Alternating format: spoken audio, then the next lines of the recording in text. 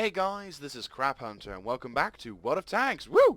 Now, today we're going to be having a look at the Panzer, and I'm going to have to reuse the DGA thing for this. Flak auf Sonderfahrgestell. Very long name, very complicated, but more commonly known as the Flak Bus. This Tier 5 German tank destroyer is part of the Glass Cannon line. And she is the first of the, I would say, this tank in a sense, this tank destroyer in a sense is kind of the deciding factor of the whole tank line. I know it sounds a bit strange, but after the Marder 3, which is absolutely fantastic, and you absolutely love it, and this thing is an absolute dream to drive.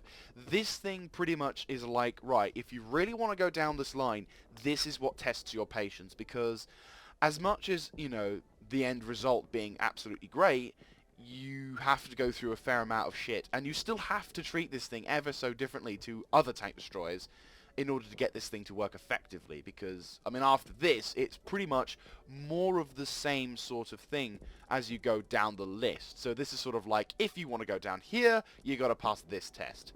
So, yeah, but anyway, enough about that, let's get started.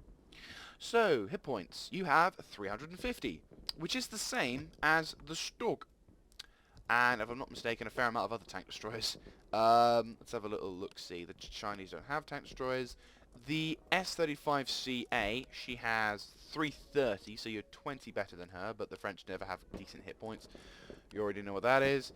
The AT-2 actually has more hit points, 450, so that's the top tank destroyer. The T-49, unfortunately, I do not have it researched. 340. That could be more, possibly 350, maybe a little bit more, I cannot remember. That one as well, that might have the same sort of thing. So these two might have the same 350 or 300 and something or other, but very light armor and all that. The Su-85, she has 350, and the Japanese do not have tank destroyers yet. So you are pretty much in the middle. You're in the middle to sort of higher aspect. There isn't any major advantage you have over many other people in this thing, which, it's nothing noteworthy. It's sort of, just bog standard, really. You weigh 26.31 tons with 2 equipment modules attached, and your maximum tonnage limit is 29 tons. Combined with your horsepower engine, do we have a horsepower per ton? We don't. Okay, fair enough. Well, your speed limit is 60 kilometers per hour, which is surprising considering the weight, but that's not bad. That's actually very good for a Tier 5 tank destroyer. I think the Stug can only reach 40, so you have a 20 mile per hour speed limit over that, and that fast tank destroyer is always a useful tank destroyer. It can be handy for when it comes to getting the hell out of dodge. I mean, in combat, she isn't like lightning fast. The acceleration power of her isn't great, but when you get going, that's how good she is. Like, if you, to get out of dodge, you kind of need to find yourself a little bit of a runway to get going, and then afterwards, you are fine.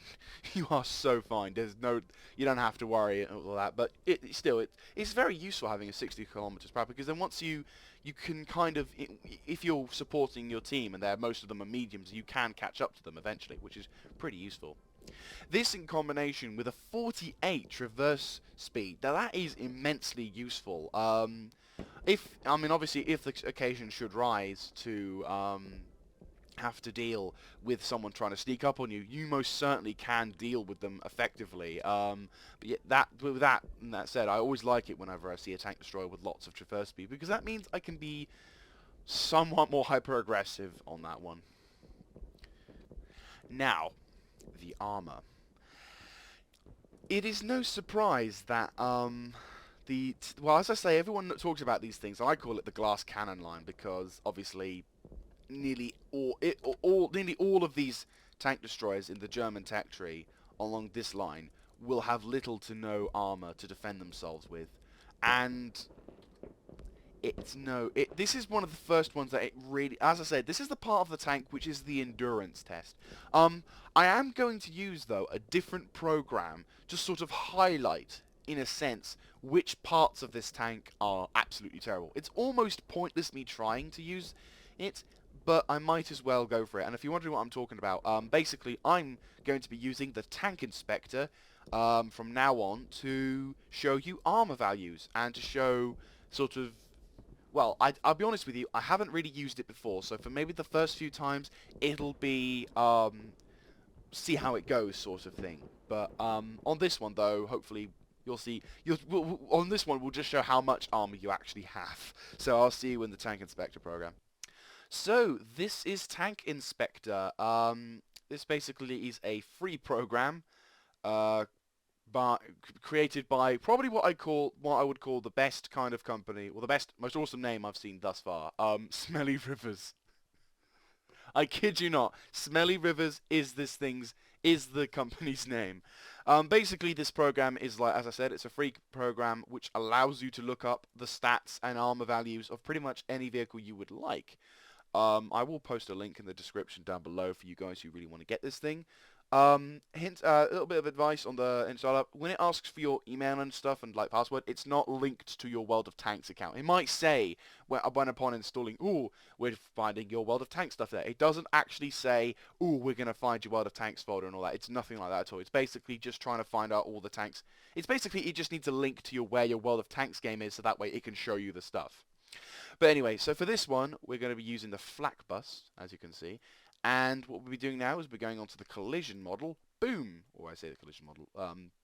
Okay, so although you're in... so these are all the armor values of the tank itself. So on one side, you can see all the actual armor, like all the stuff which is armored. And then on the other side, this is all the stuff which highlights sort of areas like spaced armor and all that. So I'll just get rid of that.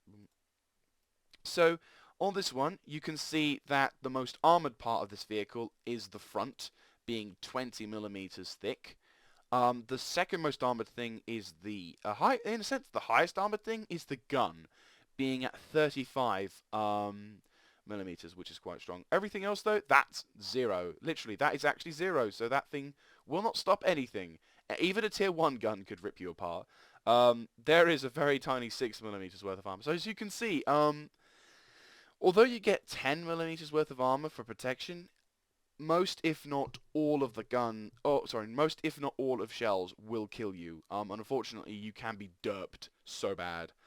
You do get 20 millimeters worth of armor in the tracks. So in a sense, this isn't bad, actually. Combined with the armor and everything, that isn't bad. I mean, 60 millimeters, I mean, obviously it's not perfect, because, we'll put it this way. If you're in a tier 4 matchup, they might have trouble punching, like, getting you. But the problem is, more often than not, you'll just, yeah, I think, to be honest with you, it's safe to say, nothing. I've not bounced a single thing off this tank. So, yeah, it's not, but yeah, this thing is not armored at all. This is why I say the endurance test, because it is literally, you cannot be spotted in this thing. If you're spotted in this thing, it just blows up. You don't even need to be shot at. It'll just detonate itself, because it's just like, bye-bye. I mean, you can survive the occasional tier 5 shot, but generally speaking, because of the advantages this thing has, most people target this thing very quickly. But still, yeah, it's not very armored at all. So, with that kind of thing, let's say, yeah, I would say the tracks are probably your best bet. If you're in a position where you can show more of your tracks, you can angle to get something like 60, 70 millimeters worth. Maybe if you're lucky, you can side scrape. But the likelihood of avoiding penetration, very slim. If you really are too close to the combat, to be honest with you, if you are, you're not doing it right. But if you are, if there's any recommendations, maybe, I don't know, you could side scrape with this thing if you're desperate to get close. But like I said, I wouldn't recommend it at all. So that was the quickest armor bit I've ever done. I'll see you back in World of Tanks, guys. So, moving on down, gun traverse speed, well, you don't have a turret, so it doesn't matter. View range, 380.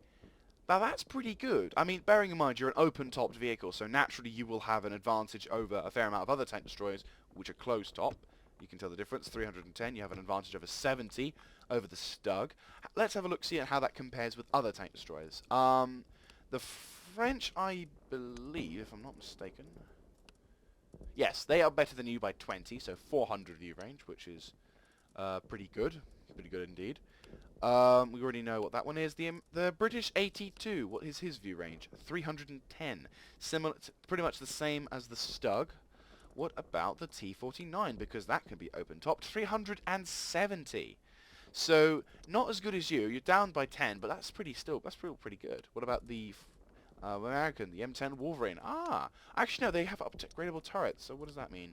It means that's the same for that one. What about the... Yeah, what about the T49? Oh, jeez. Ah, I see why. That's the first version with a much more view range, and that's... Okay, fair enough. So, the Americans aren't as good as you, and the Russians at tier 5, well, 280, the worst team.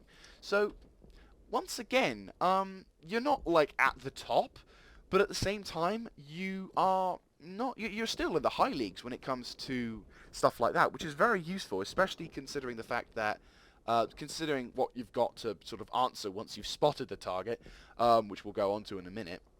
So yeah, that's for for a tier 5 tank destroyer to have that much view range is very good. It means that inevitably when you get into a tier 6 match, which you will be, unfortunately, there are going to be occasions where you will hit tier 6s.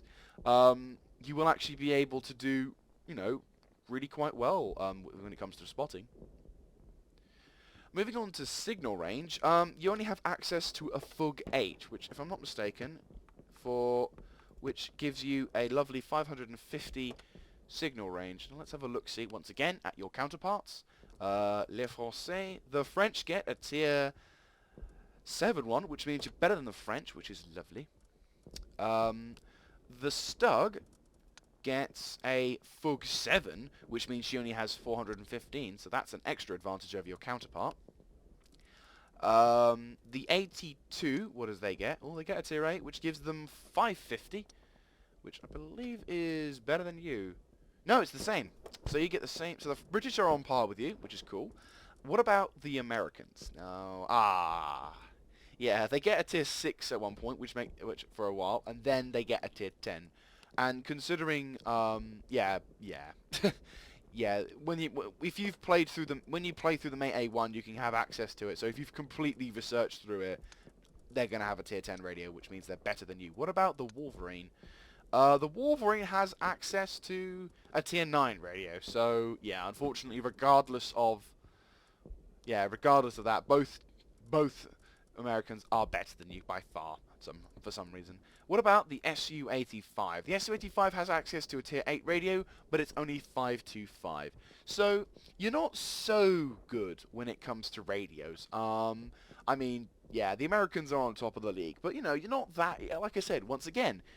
I would say on this one though you're more in the middle. It's sort of like you're not as bad as some of the Russians and or your counterpart, but at the same time you're not as good as the Americans or I think pretty much you're not as good as the Americans, which is a shame, but still. So, my favorite part of the reviews here, the guns. And the glass cannon line starts to earn its merit from here on, that's for sure. Because when you start out, you get this gun. This is the stock gun. I'm going to say it again. Stock gun. The L60. You get a 75mm cannon. 15 rounds a minute. You get 139 pen. 135 damage. 0.35 accuracy. And a 1.7 second aiming time. Now, for a stock gun, that's very good. In fact, it's only just short of the top gun on the Stug. We have a little look at the L70. There she is. Boom. Yeah, there isn't that much of a difference, is there? You have a better rate of fire than the L70. You are you have 11mm less penetration, which is only fair because to have a stock gun, which is better than the top gun on another tank, is quite bad. Well, at least for this thing. At the same damage, you're not that far in. you're not too far off in accuracy, only 2 meters, and you have the same aiming time, and you're lighter as well. So, yeah. Yeah, I mean, it's only natural that you would have less... this gun can't be as good or better than the Stugs L70. But that said, this thing is still very good. You can still make a nice impact on the battlefield with this one. As you progress up the tech tree, once you've researched the tracks, of course, always go for the tracks. I mean, thankfully this thing doesn't have a turret, so it's always tracks and gun. As you progress up, you get the L56. Booyah! I mean, at tier 5, a tier 7 gun? Holy crap! Now, before we go on, I am going to... Well, let's have the stats before I mention my other part. Obviously, 88 mil, less rate of fire, but come on, it's a bigger caliber. 132 pen for 220 damage. That's pretty good. At tier 5, that is very good. Same accuracy and only a 1.9 aiming time. Now, this is really good. I mean, for tier 6 to have an 88 mil gun is absolutely fantastic. But, and this is the only thing I'm going to mention on a more personal note here, in a sense, it's good and it's very useful, but I'm going to kind of say I wouldn't say recommend it if you're the kind of person who favors maybe alpha damage. I don't know how much alpha damage this thing can do. Does it show? Doesn't show. Well, yeah, I mean, don't get me wrong. The L56 most certainly can penetrate and be a useful asset on the battlefield. But when compared to the L60, you're sacrificing 7mm worth of armor penetration. Now, this might be a silly little thing, but I used the L56 and I worked on it fine. But for those guys out there who really want to just kind of make an impact, maybe not in the sense of a high damage roll, maybe they just want to constantly get shots in. So I'm going to kind of say you don't need this gun. You don't have to have it. If you have the L60, you can still work just as well. In fact, you might be able to work a little better because you've got nearly double the firing rate of the L56. So either or, you can most certainly make up for that in like 2 shots. So yeah, I think that would be the best thing. It's like you don't have to have the L56. If you want to, it'll work for you. But if you prefer to use the original L60, that's no problem at all either. Which either way, it's up to you on that one. I'm gonna kind of put it that way for you. Now, of course, the top gun, however, I would recommend to the cows come home. The L74. Oh my god. You have an 8 rounds a minute fire, so you're less than the L56, but what you make up for is 194 penetration, just on standard. Yeah, I'm just going to leave it for a few seconds, just so you can comprehend that. 194 penetration on a tier 5 tank. You're better than the IS, you realise this, right? The tier 7 heavy tank, or the tier 7 tank destroyer, the ISU-152, the SU-122-44, you have better penetration than him. That's damn good. And at tier 5, 240 damage on average is absolutely brilliant. Oh my god, it's fantastic. You will never have to worry about buying premium shells in this thing. I mean, you're never gonna have to think, oh shit, as a tier 8 tank. Literally, now that you've got that, you can save yourself so much. Anyone who uses premium in this gun is either an asshole or a really dumb person, and I think probably they're going to be both, because with this thing, tier 7 is probably the worst you're going to be finding yourself in, unless you're in a fail platoon. Tier 7 at max could be the worst tiering you could ever get, but you can still do that well in this tank. It has a 0.32 accuracy. The only major downside is it's got a 2.3 second aiming time. But considering everything else, that's not a bad trade-off. It is absolutely fantastic. Now, the only other disadvantage, in a sense, that this thing has, but it won't tell you, is your gun traverse. Now, with the first 2 guns, don't have enough cash because I just bought the SU-100. With the gun traverse of the other tank guns, you have you can go from here to about there. So you can literally aim that way, maybe even a little bit further that way. And then, of course, you can do the same for the other side. But with this one, you only have about that much. Like 5 degrees worth of... yeah, you only have 5 degrees worth of angle, also degrees worth of gun rotation, which can suck depending on your playstyle. But at the same time, considering the fact that you've got nearly bugger F all armor, I think, yeah, I think this gun probably favors more longer ranged engagements than anything else. But damn, this thing is fantastic. But yeah, that's the only other disadvantage if you guys are kind of concerned when it comes to angles and all that. But still, that's fantastic. It is absolutely brilliant to have that. Oh, awesome stuff. Right, so onto equipment and what I would recommend for it. So, obviously, you want a medium caliber gun rammer, naturally. Yes, any rate of fire increase is brilliant. Now, because you're open-topped, there is no requirements for ventilation, if you did get a ventilation for this thing, you would be a pleb because it's open-topped. Obviously, a camo net would be another high recommendation because to hide is to live. Most certainly a good recommendation for anyone using this thing is to get that. Now, this is kind of a toss-up. On the third one, like I said, it's always up onto you. Now, technically, I would also recommend that as a secondary thing for the enhanced gun laying drive to be on the number 2 part as well in order to help reduce that 2.3 second aiming time. But on this occasion, considering the fact that this thing has such crap armor, I would put it in a third slot.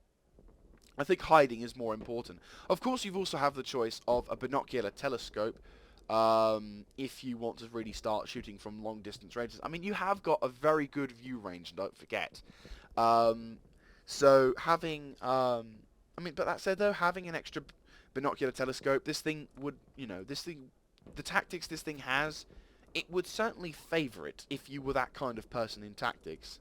Don't bother with coated optics because, for an extra 10%, this thing really is more of a stand still and shoot, so it'll be kind of a waste of money on that one.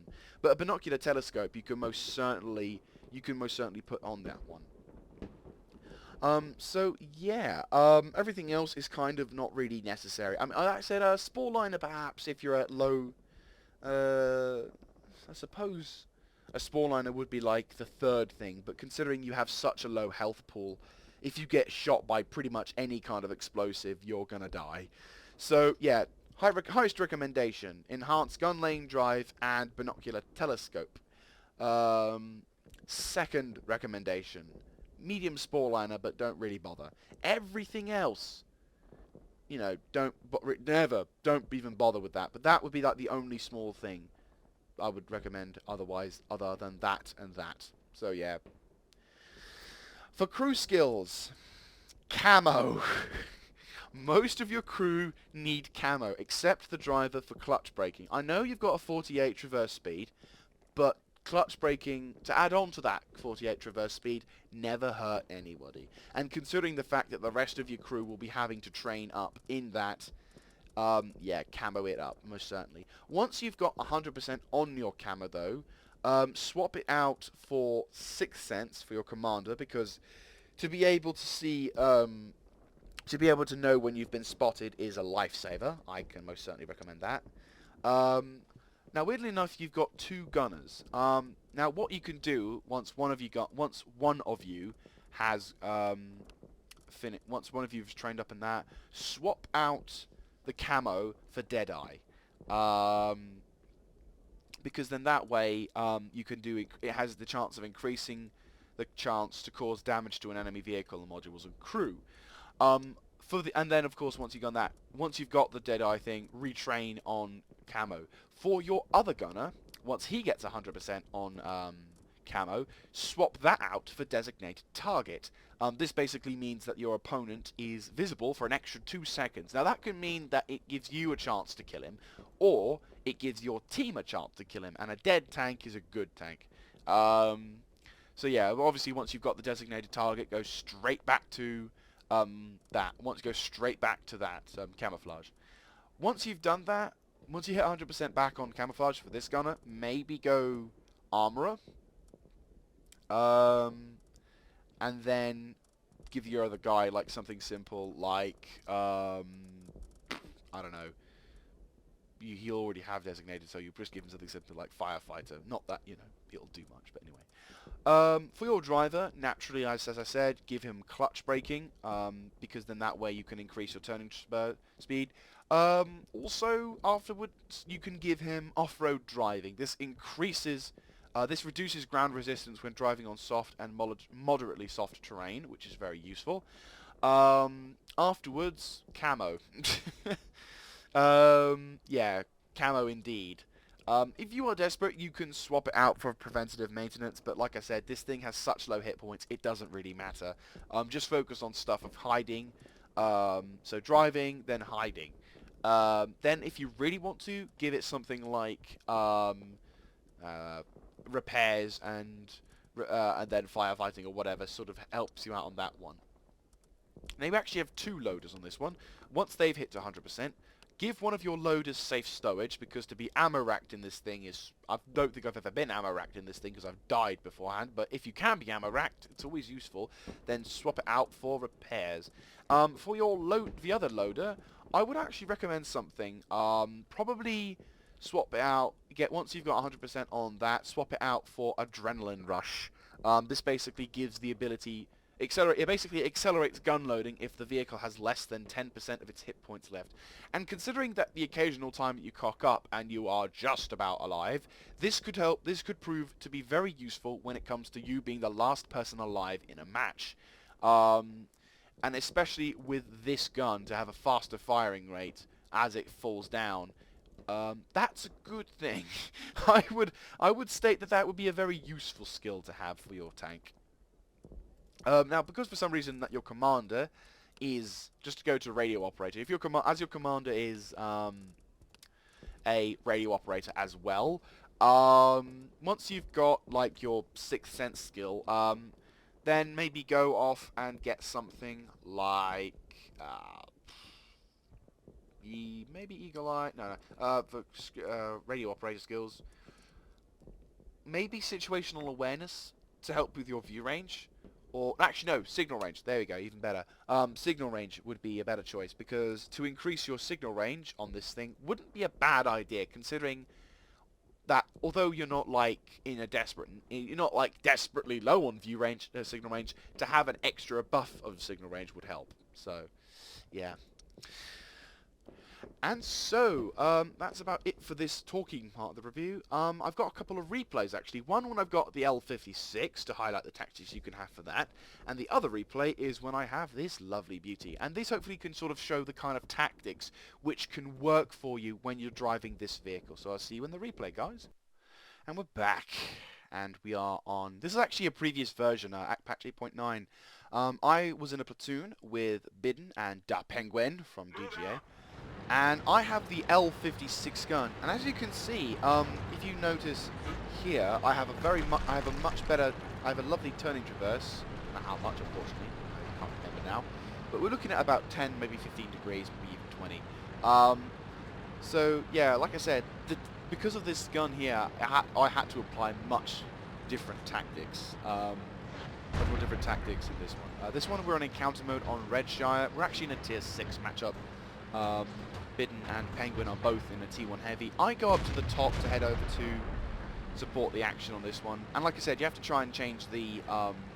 your tactics have to change with it.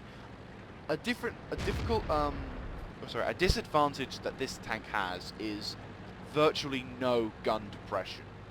Like, nothing. Absolutely no gun depression whatsoever. Though that said, this gun does make up for something.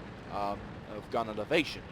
As you can see, there isn't any kind of limits on the top of this gun here, which means that when it comes to going, if you're kind of doing a tactic where you're aiming up, it's absolutely perfect. So I get a shot, nice damaging shot into the side of a T1 heavy, taking the time, and boom!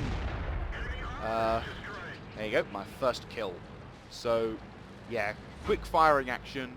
Focused fire does the job perfectly. I'm just kind of keeping my cool because obviously there is artillery that I have to be careful of, and there are M4 and Panzer IVs about, and also KV-1Ss, derp tanks as well. I spot a bitch gun, and I'm like, oh no you don't, you're not killing my friends. Bang! So there's another kill. It's always good to kill artillery, I don't know why. So with the bitch gun down, we can now safely move up, slightly I suppose. Our KV-1S being very brave. Going in front of that. Alecto apparently did damage onto Bidden for some reason, and I'm like, oi! You want me to get him for you? And Bidden's like, nah, I'll take care of it.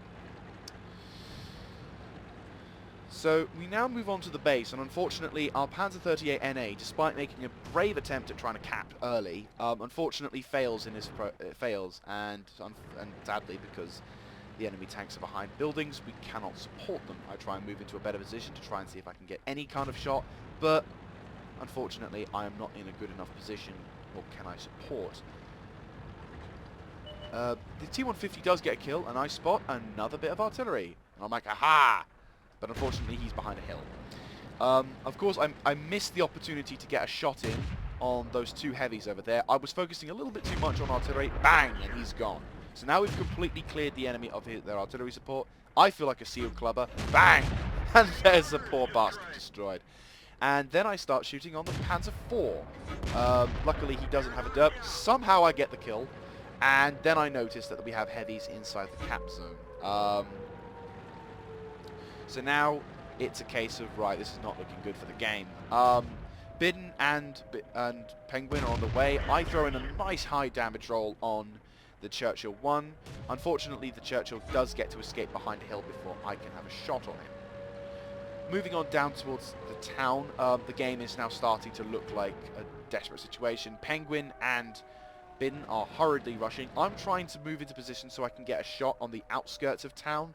I was just too nervous about being blown up by enemy tanks. I spot a KV-1 trying to go in. I throw a shot in, but unfortunately no chance. And then I spot a Panzer 38 NA taking cover. Bang! And nothing. So the Churchill comes back into view. And then all of a sudden an M4 comes along. This is what I was fearing. M4. Bang! I do a nice high damage roll on him, and he just about gets killed by another person. So now I'm like, right, okay, the game is not looking good at all. Penguin is taking some heavy fire. I'm basically rushing across the river now because I need to get into a better firing place. Oh shit, there is an S-35CA. I make a very lucky clutch shot, which actually gives me a top gun. And it was only now that I realised I had a top gun. So now the game is looking very desperate. I'm trying to get an aim shot in as far as possible. I clutch and I make a mistake. And the Hellcat is looking at me as well. So I'm like, ah, shit! And so I take a nasty damage roll. So now I'm in one-shot range for virtually everything. So now it's getting very desperate. This is the part of me which, it's really annoying because I'm a very aggressive tank destroyer, and to have to think, right, I have to fall back, otherwise we're not going to get this. So the game is now starting to look really bad. Most of our heavy tanks are sort of getting up there. There is the Panzer 38 NA. I'm like, hang on, can I get the shot in? Bang! And you lucky son of a bitch! 1 hit point. That was so disappointing. I throw in a clutch shot because I fear that he's going to be getting killed. And then, of course, our KV-1 derps the tank. Then, of course, we spot a Cromwell. For some reason, the Cromwell is taking cover out of the fight rather than getting in. So I decide to say, sod it, for a packet of well-cooked chips. I need to move up and get in. So Bidden is currently being shot at by the KV-1S. I'm desperately trying to get reload in time. Like, come on, let me reload, you bastard! Bang! And there's a Radley Walters. So the Cromwell is now finally taken care of. And now the game is pretty much in our favour. The KV-1 for some reason decides to abandon his post a bit. That or he's taking damage, I don't know.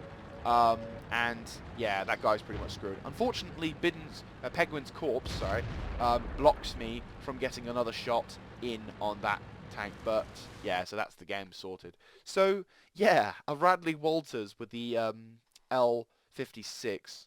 So yeah, like I said, the L56 most certainly works at this kind of level, but at the same time, it's kind of a personal preference. You only have 130 to penetration. So, but yeah, that said though, really good game, and there's more to come. See you in the other one. And we're back. So this is when I was in a. This is the Top Gun now for the Flak Bus. We are on Swamp, and once again, earlier version. So yeah, there may be some kind of error. There may be some glitches and whatever. But anyway, so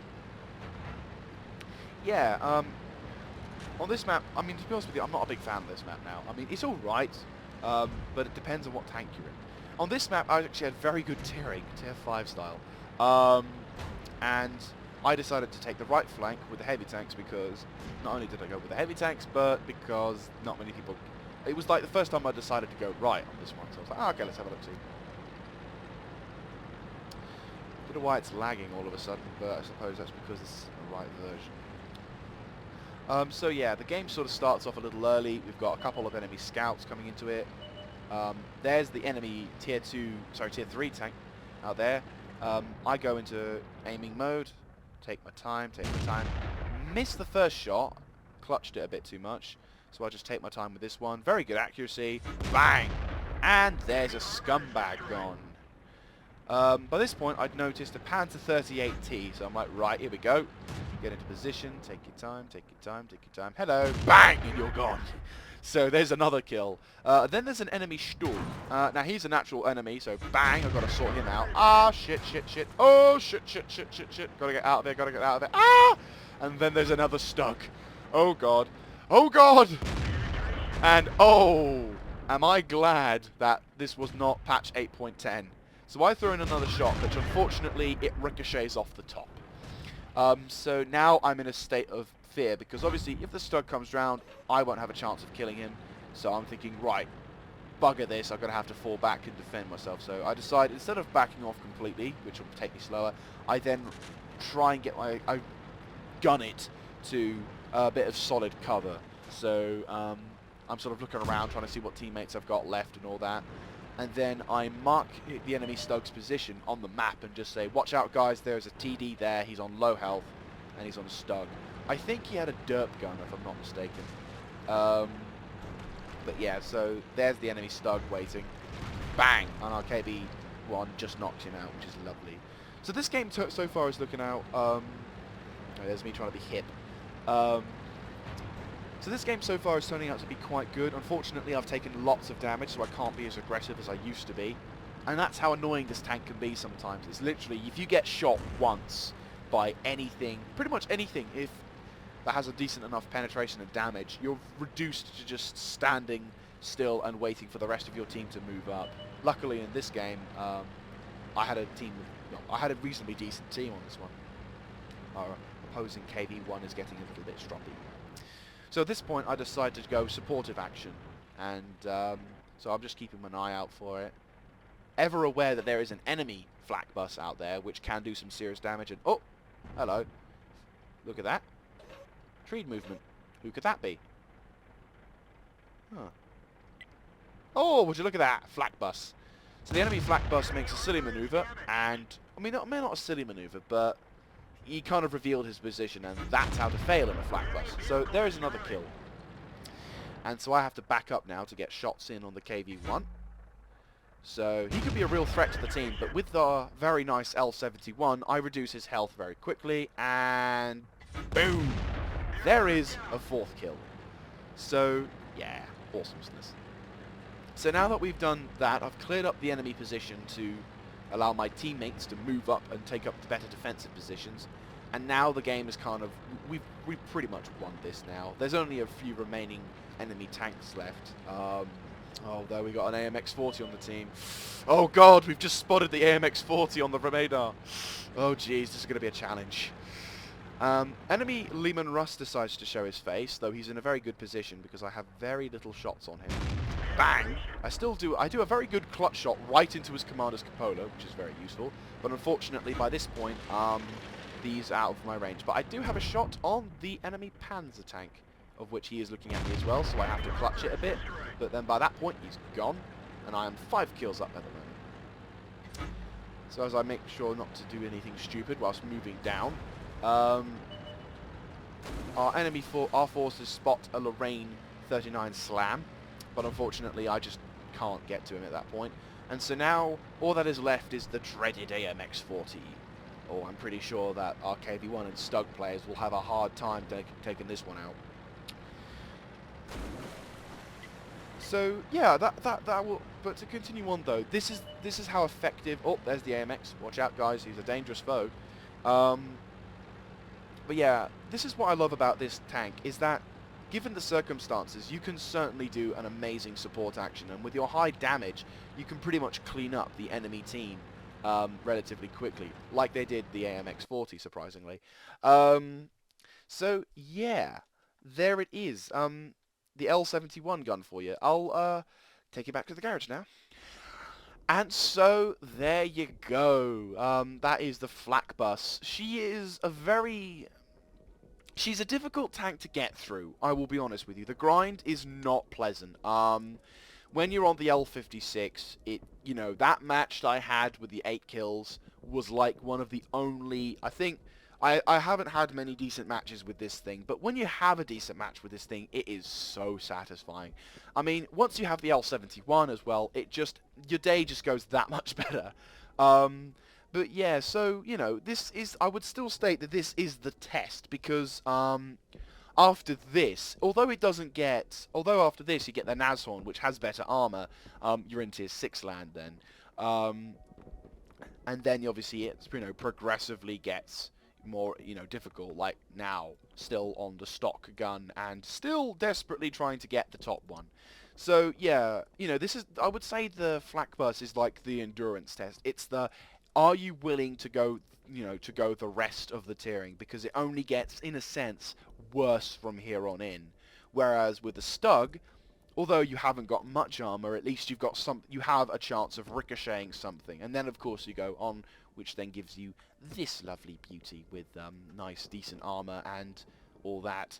But still, yeah, I'd say if you like supporting your teammates, and if you like a fast, mobile, supporting tank with the capabilities doing nice high damage, this is for you.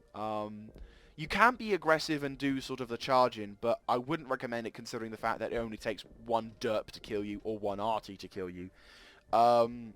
But if you know what you're doing and you're a very good supportive player, or if you're like a person who knows how to not be a stupid aggressive person like I am, then this is for you, because this Top Gun is so nice. It is absolutely fantastic to use, and I'm very much looking forward to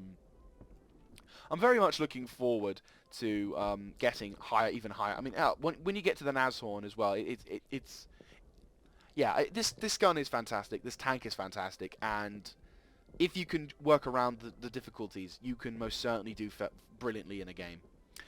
And that's it for this review. Thank you very much for watching, guys. If you like this kind of content, feel free to let me know by clicking on the like button, and of course, typing in the comment section down below. And of course, we say "and of course" twice here because I'm stupid. Subscribing to the channel. If any kind of feedback as well, like maybe not saying "and of course" twice, that helps.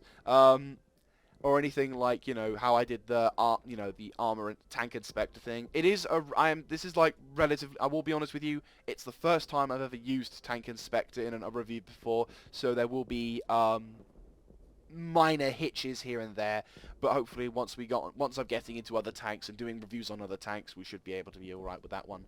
But any other feedback as well? Did I ramble on too much about something? Did I not mention certain specific facts on other? Or, do you want me to do live versions of the game, of games rather than replays? Anything like that at all? Feel free to let me know.